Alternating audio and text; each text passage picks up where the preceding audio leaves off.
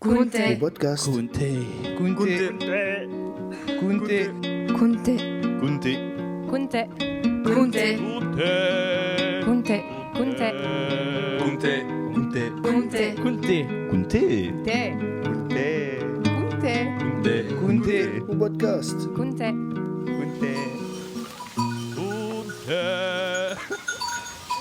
Bonjour, pourriez-vous vous présenter ainsi que votre parcours professionnel? Alors, je suis ouvrière agricole au lycée Rion-Sartène. Je m'appelle Santoni Marie-Blanche.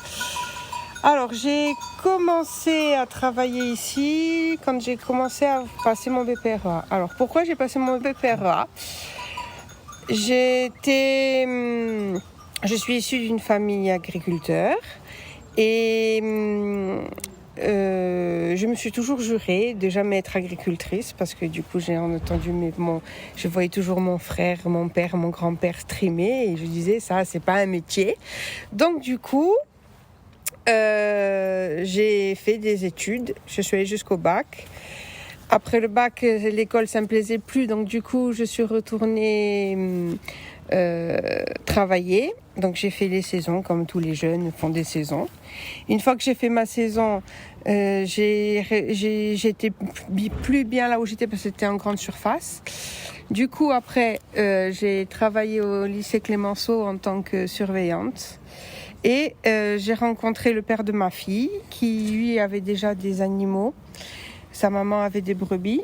Donc du coup, il y avait déjà une exploitation en place.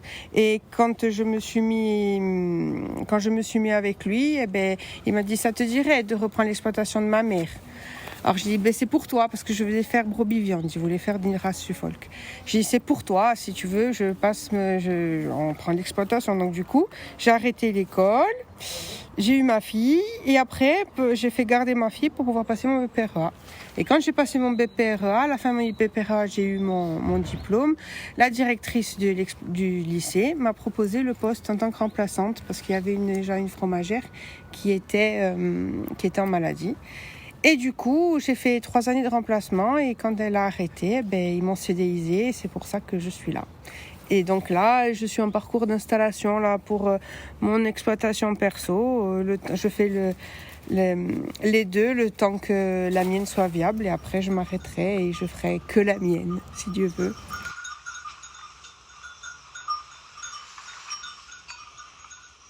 Êtes-vous issu d'une famille de bergers?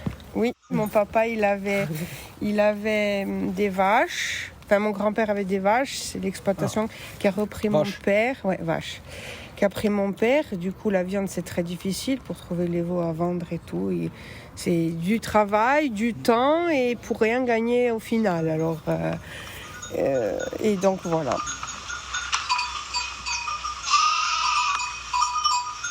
Comment faites-vous pour concilier votre vie de famille et votre activité professionnelle? Alors, c'est beaucoup d'organisation. On essaye avec le temps, après, ça devient chronophage. Hein, tu prends l'habitude. Il n'y a que les imprévus qu'il faut que tu gères. Mais il faut arriver à tout organiser et à tout calculer avant. Bon, il y a toujours des jours où même ce que tu as calculé, ça fait pas comme tu as envie, mais c'est de l'organisation. Y avez-vous rencontré des difficultés en tant que femme? Non, pas du tout. Au contraire, moi, j'ai travaillé. Enfin, il y avait que des hommes qui ont travaillé avec moi. Ils ont toujours été attentionnés, aidants. Mis à part. Enfin, après, en travaillant seul, mis à part. Le fait de porter du poids et le reste, le travail reste le même.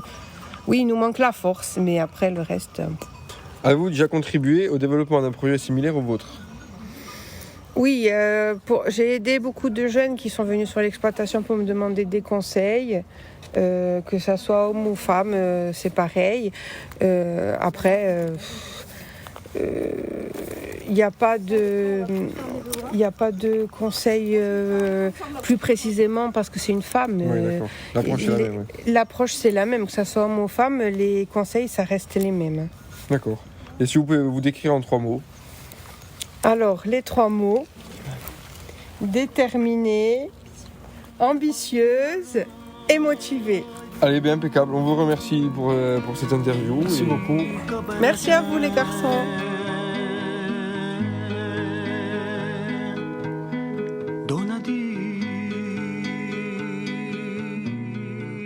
La piazza in mano